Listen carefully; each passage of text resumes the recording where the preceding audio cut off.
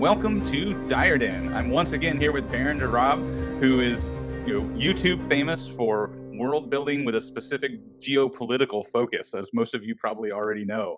And he's here today, and we are focused on the different roles of game masters. And this particular role, we're focusing on world building and what does it mean to be a world builder as a game master, dungeon master.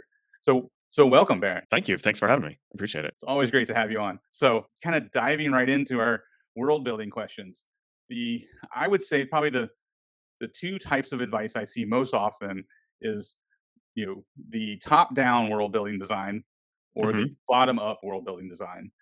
Such a strange dichotomy that everyone keeps presenting. Right. Yeah. And I guess the assumption there is that the starting point is defining whether you're top down or bottom up. But I feel like it's kind of like it's kind of like this kind of these two directions coming together and meeting somewhere in the middle is probably more accurate. Okay, so as much as I sit here in chagrin, like, oh yeah, most people probably do both at the same time. I think the better way to do it is to keep your level of focus as constrained as possible and start with, just a explorable region that your party can navigate around, in gameplay area, on a map. I always like to use the size of Ireland as a good reference.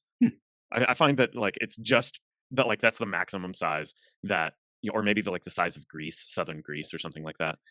It's big enough to where you have a few notable cities and maybe a few outlying camps and villages. No more than you probably don't need more than 3 or 5 that are noteworthy enough to talk about. And it's also got enough space to where you have remote areas that you can have dragons or other kinds of bizarre monsters like that lurking in the wings.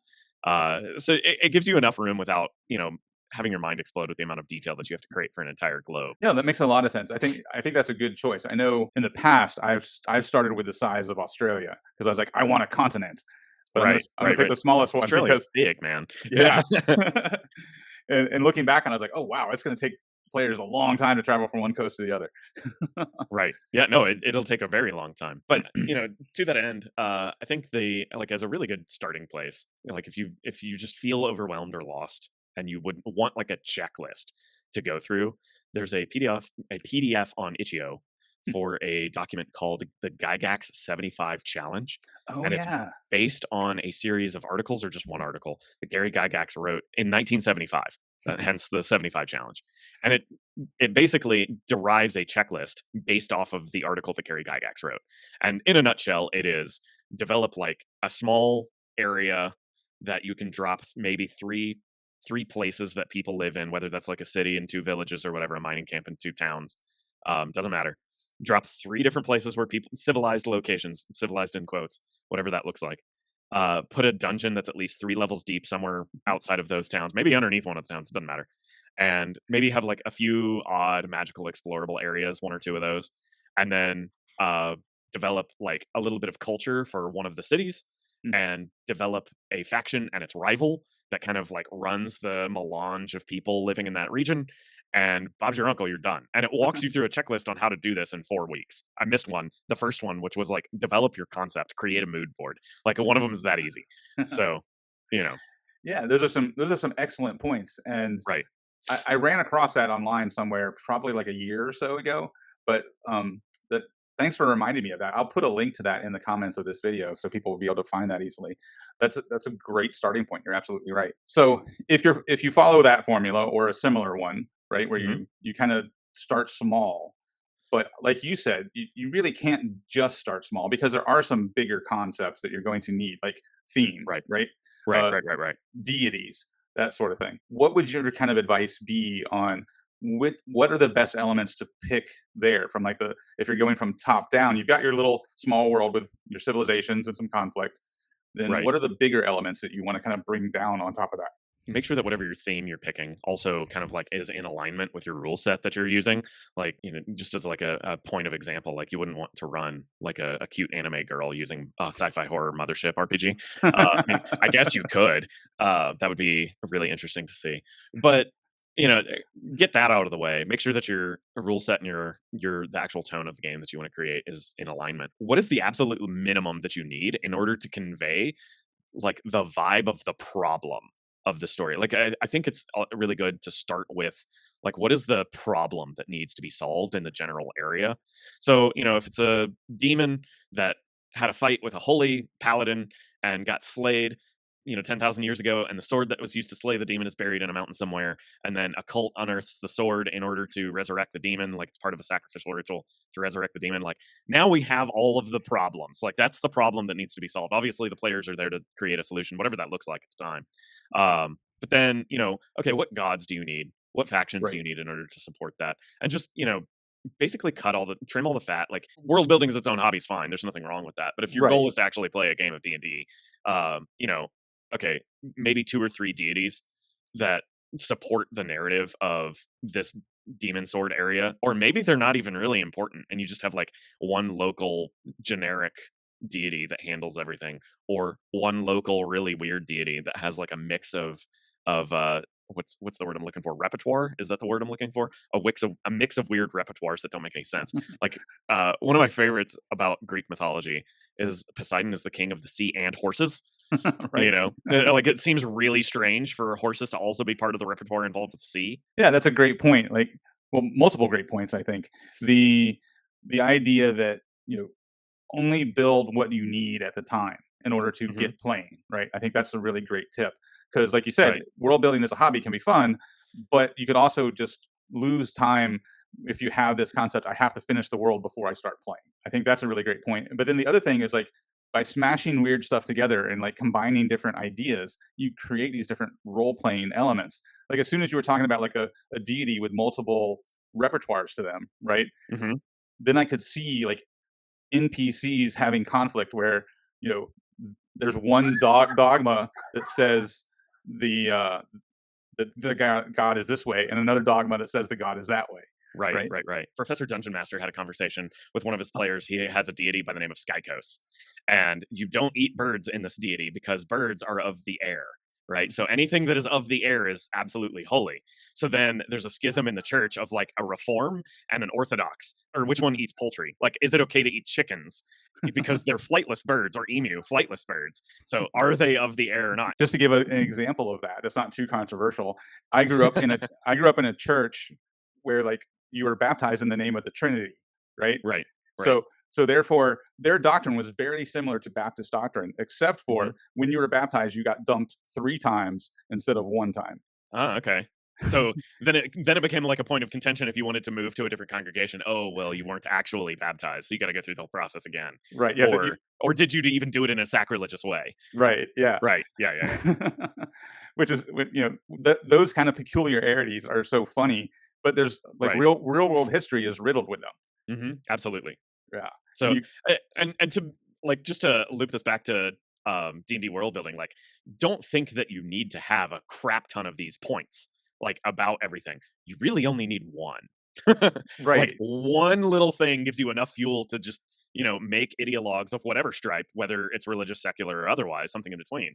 Like whatever your faction's ideologue is, it can be really strange. And usually the people who are pulling the strings in the faction are just using the ideology as a means to do the things that they were already going to do anyway, not necessarily as it's very rare that you find somebody who will sacrifice an entire leadership of a faction that will sacrifice themselves on a definition of good, if that Mm, makes sense, whatever that definition is. So, right. and now we can get into talking about like actual geopolitics or something like that. For sure. Yeah, Yeah. it's very seldom that somebody would sacrifice themselves on the altar of good if they weren't already going to do the thing despite it being good in their eyes, if that makes sense. And we can get into what that means. That's more of a political philosophy conversation, not necessarily geopolitics, but here we are. To kind of give an illustration of that, using the example you already gave, where there's a cult trying to raise a demon with a magic sword, you Hmm. could have the local church of the region have some sort of petty conflict between ideologies, and that is distracting from the real issue that there's this cult that's operating because the religious clergy are focused on arguing amongst themselves, right? Right, And right, that right, right. and that would be a way to tie those together, and that would be enough to drive a whole adventure. Absolutely, Yeah. 100%. The what is it? Season 6 of Game of Thrones, season 5, it focused on the the caustic relationship between what the Church of the Five and the royal seat in Mhm. King's Landing. Like there was nearly an entire season where all of the political strife going on in King's Landing was talking about the church seeing that the power of the authority of the crown was weak and was suddenly making power moves to try and enrapture an impressionable king in order to gain control. So and how it almost worked in a way. Right, and Yeah. that too, like, you can find examples of that throughout real world history as well. Right, exactly. Yeah. Well, so if you could elaborate on that political philosophy that you were just referring to, Mm. because Okay, I so find that interesting. Yeah. right. So and this, just to kind of relate this more closely to world building, um, it's it is interesting and useful to develop maybe a maxim to represent an ideology of Mhm. like a people group or a faction in your game world. Use it as a point of reference for justification for the thing that you're going to do. Kind of talked about this in one video where I said that there was a particular city that we were developing like a merchants guild faction for, and they had a maxim that they operated under the motif of, which was that money is made pound for pound. And if you're in a merchants guild or some sort of like trade guild, that makes sense, right? Like, Right. money is made pound for pound. It's like it's a pun on the shilling, the pound sterling. It's a pun on an actual hammer hitting an anvil and striking hot iron to make material to sell, to refine refine raw commodities into trade goods. So on and so on and so on. The list of economic puns is unstoppable. But then also, let's say that somebody comes over the mountainside with a band of orcs and they're like, "Hey, we want to take all your stuff." Well, money is made pound for pound. So get your war hammers out and let's go steal all their stuff. You know? So, you know, I if you have a body of work, as like and this is what's really interesting, is like a living document or a continually updated cultural artifact as a document, whether that's something like religious scripture or something secular, like for example the United States Constitution. The way that we interpret that over time Mhm. changes, and Right. the way that we use that to justify our actions changes. So in the same way, an ideology can be fun to like create and think about. And it's like, oh yeah, they're like really violent and very aggressive people. Well, why? Oh, well, it's probably because they have low resources and are in a high stress scenario. Having money is made pound for pound, or we could come up with some other ones. Like it could just be like a thieves guild that has the saying "Let it rip." Like what does "Let it rip" mean? Like it just means that whatever they're doing, they're just going to trust they can get it done in the moment. You know, you know, they don't need a plan. They're just gonna do it, and they're so skilled that it's gonna get done. Right, and that You "let it know, rip" would be a good, motto for, like, an ideology that's kind of grounded in a chaotic alignment, right, versus a lawful exactly. alignment. Right, Yeah, right, right, so you can start thinking about these ideologies in the light of different alignments, and right. you can even take the same ideology and apply it to, well, what would a chaotic good version of that look like, and what would a lawful evil version of that look like? Exactly. Like what happens when the thieves guild becomes powerful enough that they actually become kind of like a regional hegemon, and all of a sudden they're no longer just backwater thieves. They're now something, excuse me, like Jabba the Hutt and Hutty's space. And yeah, there is no greater centralization of scum and villainy, but it's clear that Jabba the Hutt has total authority over Tatooine. Basically, the stormtroopers were there because Jabba the Hutt allowed them to be. So, and let it rip. Here you get fed to the Rancor. Like okay, you can still use the maxim, is what I'm getting at. Right. You can still shape the phrase to be whatever it needs to be. Look up LJ Draper, um, on YouTube, and specifically her video on Boudica, Hmm. who was a war maiden in England who razed Londinium to the ground as a reaction to Roman taxes Hmm. on British nobility in like 300 AD, I think it was. It was before London fell, but like she raised the city to the ground, and she goes through history and basically justifies or shows how different characters in history have used the what is it they call it, the Boudica destruction horizon. It's a layer of ash underneath London. Basically, they use this archaeological event to justify their own political actions as it relates to London.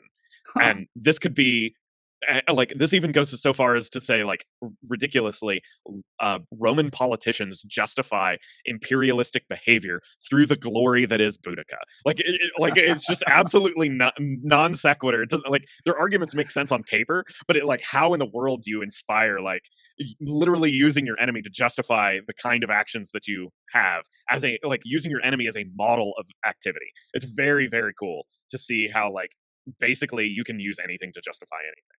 Anyway, Yeah. there's some political philosophy for you.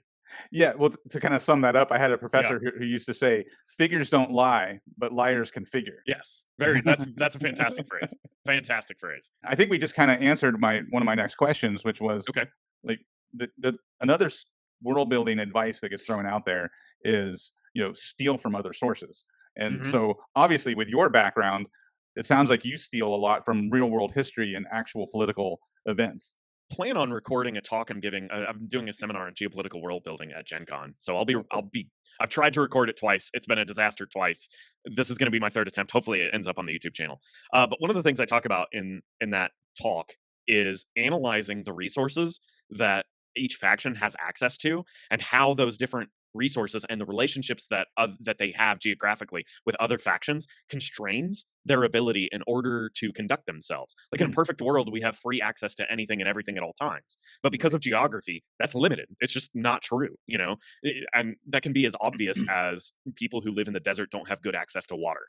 you know People who live on the shoreline, might not have good access to pasture lands because they have to rely on fishing. So the requirements and behaviors of these people are going to be constrained by the geography that they live in. So the talk kind of, goes through a whole process on how to do that. I'll see if I can send you a link so that when this goes up, if that is also up, there's a link in your description to that talk. So fingers crossed. It's interesting to kind of look at it from that perspective and see, like, okay, these are the limits of what they can do.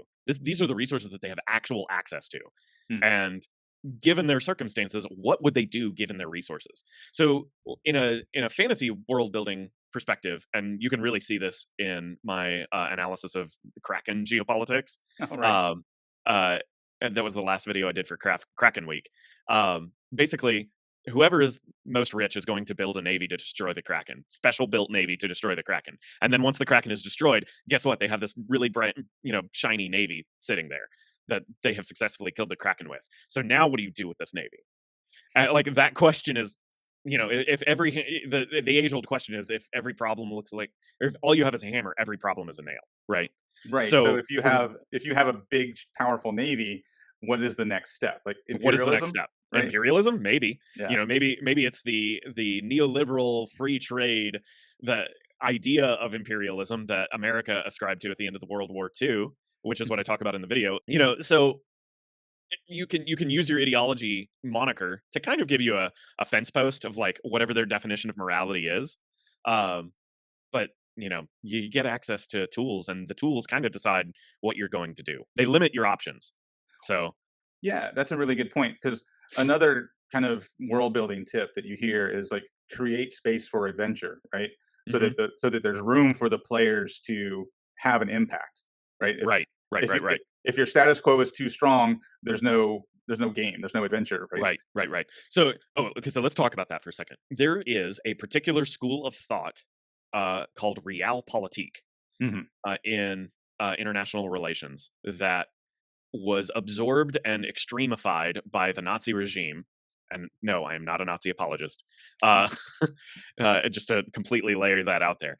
But the combining that with Nazi ideology created a geopolitical framework for understanding Eastern Europe that was called Lebensraum, which is to say living space. And the Oh, idea okay. was is that wherever Germans are is where they should be. That was basically the manifesto made into a violent invasion into Poland and Ukraine, because there were German ethnic people living in Poland and Ukraine, and for that matter, southern Russia, north of Kyrgyzstan or Kazakhstan.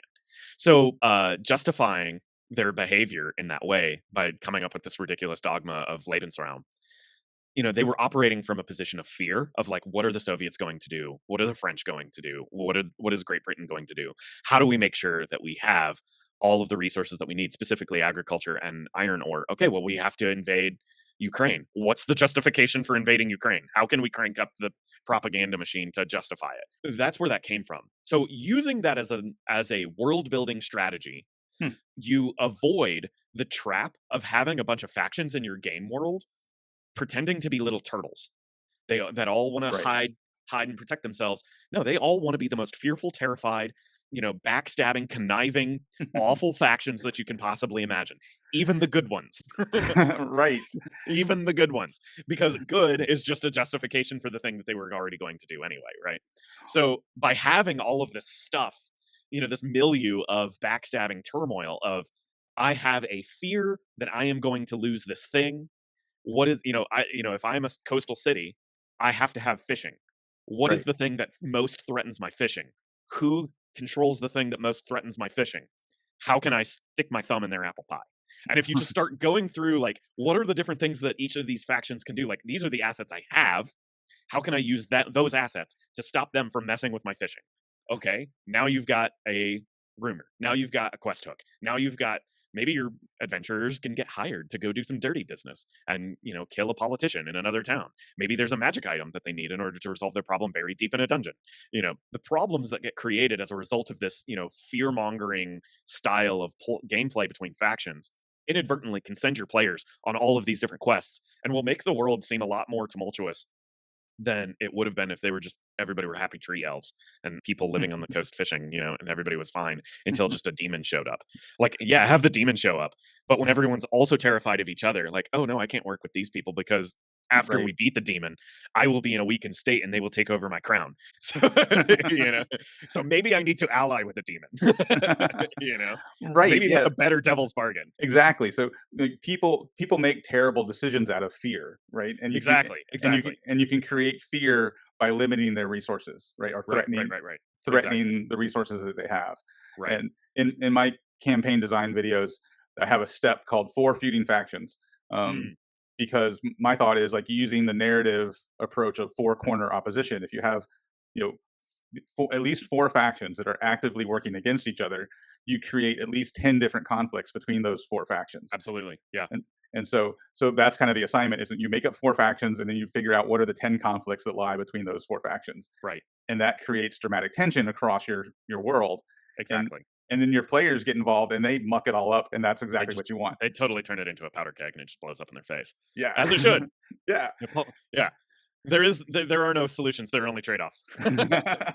Well, and I came to that conclusion years ago when dealing with murder hobo players. Like, Right. how do you let players, because they want to be murder hobos? They most wanna of the be time. murder hobos. Yeah. Yeah. So But how then do you you? start putting wanted posters up everywhere they go, and now they're no longer allowed in the bars. You know? But if all the factions, or the major factions, are worse than they are, right? Mm, Then yeah, your murder hobos become anti-heroes, right? which is interesting. Yeah. So I just made the world so evil that even the murder hobos look like the good guys. That's so funny. That's clever. That's really clever. So with all that said, like the idea, like Sure. we build this stuff, we create space for adventure, and then how do you connect it to the players? Like how do you draw the Mm. players in? That's a good one. Usually, the players are when they first start a campaign, they are desperately looking for anything to latch onto because, there's a huge disparity in the information space here. Like you have all the information as the dungeon master in your brain, and there are 3 to 5, maybe 9 players at your table that have no information about what's going on in the world. Right. So, if you can present them with a dramatic problem right out of the gate, usually, especially if there's like multiple appeals, like oh, my sister got kidnapped. So you've got, suffering family, and I'll pay you 100 gold if you can go find her. And also, she got taken to this treasure where I think there's magic items. You can keep whatever is there. You know, treasure, gold, appeal to morality. Like, if you get all of the 3 appeals right out of the gate, you're great. Usually, that's what I would do as like a first quest. Mhm. It's very seldom that I would like involve a character's backstory right out of the gate because all of a sudden it puts the spotlight too much on that character. That's a good point. When everyone else is just trying to get footing. A adventure where there's a clear like triple entendre of appeals, various kinds of appeals that would be interesting to your players, whatever those are. Mhm. Send them on a quest that's pretty straightforward with a strict time limit, like go do the thing or something bad happens in 2 hours, right? Like go rescue my sister before she gets sacrificed by this cult, please, dear God, help. Or while they're solving that problem, that's when you start breadcrumbing in other information about the game world. Hmm. So, and like start adding in unresolved questions. So now you start thinking about like, okay, what are the little breadcrumbs of faction strife that I can take from one part of the game world and drop over here? You know, is there a magic item that the players will bump into that is just curious and has a dead body and a note next to it and is written from one person to another person? They don't know who the people are yet, but people they may bump into will know who it is, and they can have a very strange reaction. Like, do you know who this Roderick the Ranger is and why he was writing a letter? It looks like it wasn't finished.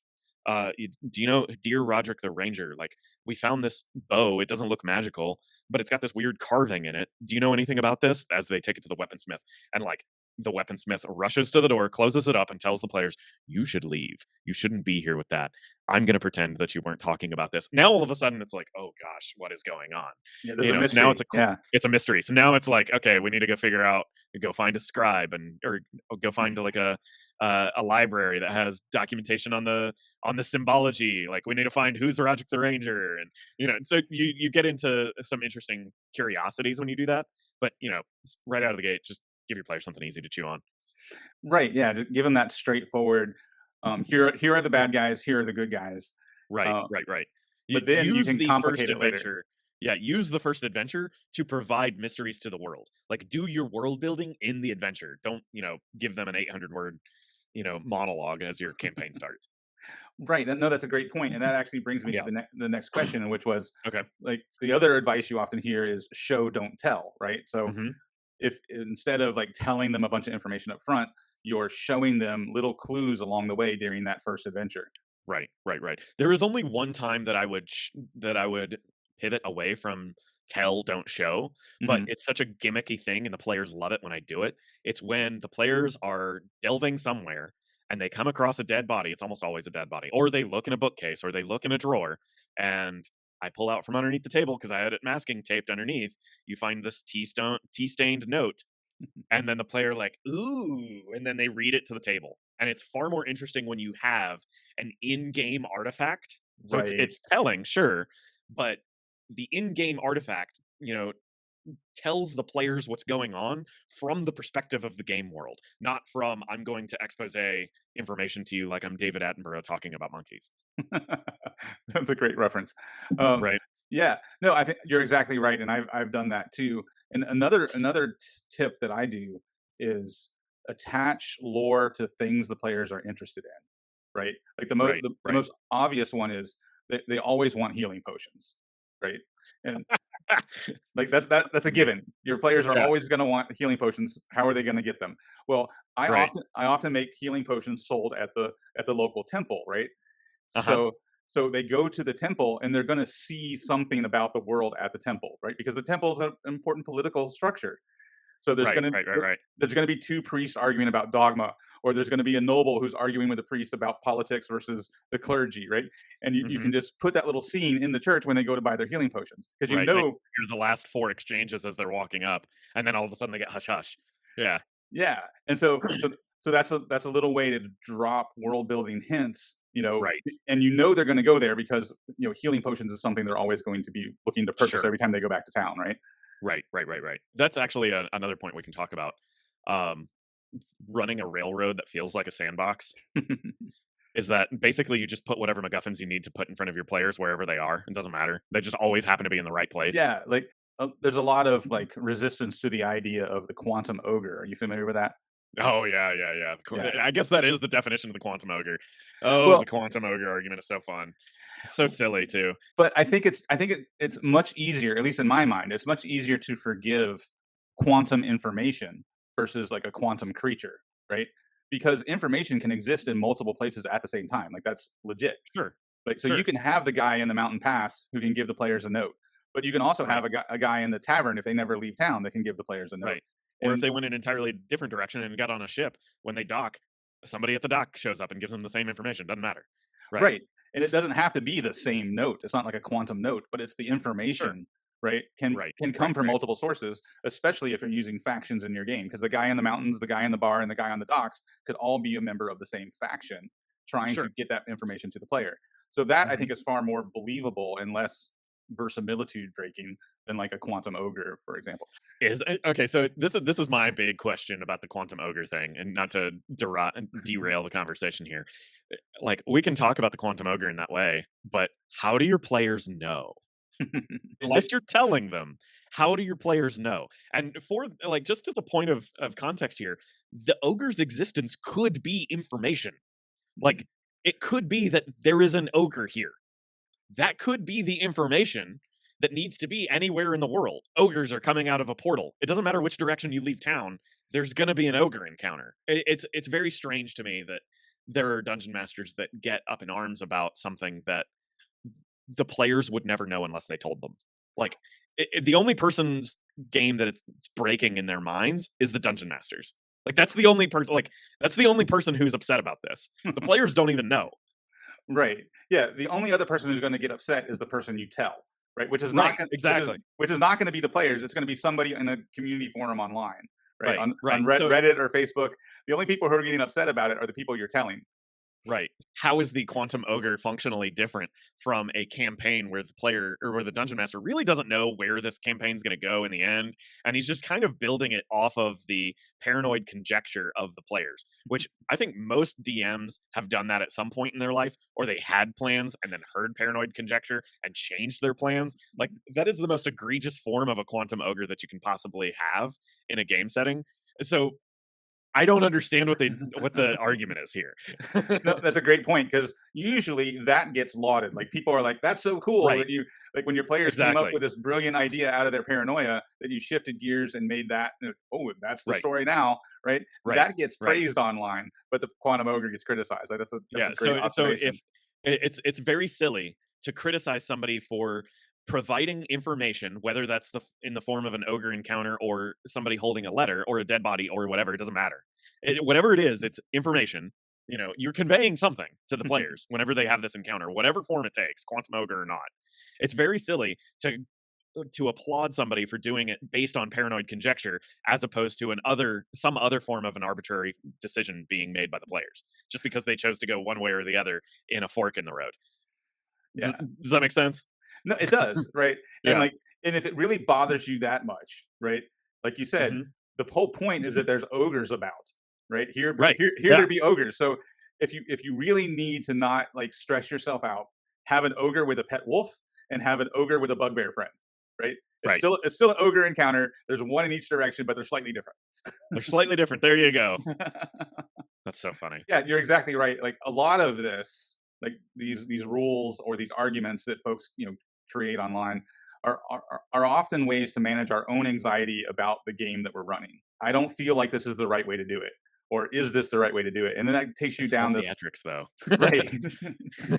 right, right. Does it come out of self-doubt? Is that what it is? Like, I think so. I think it comes out of self doubt, and then people go to a community, right? that Reddit is equally full of self-doubt on Reddit. Right. So you go to the community looking for an answer, and you get a handful of people who give you the answer you're looking for, and that's validating. But then also there's a whole host of other people who jump on board with an opposite opinion, and now it's an argument for somebody else to solve. But you asked your question to the group, you got your answer from the 5 people who agreed with you, and now you're about your business. Meanwhile, Right.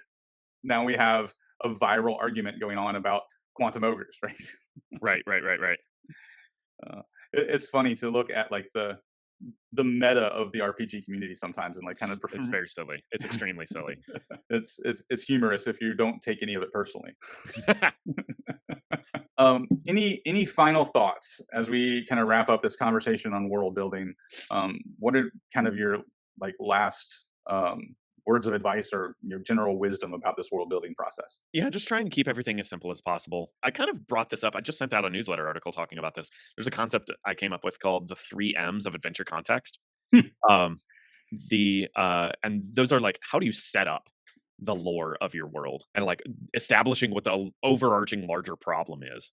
And this could be for an adventure, it could be for a campaign setting, it doesn't matter, whatever it is. But like using the 3 M's, and those are whatever happened a millennia ago, what happened months ago, and what happened moments ago.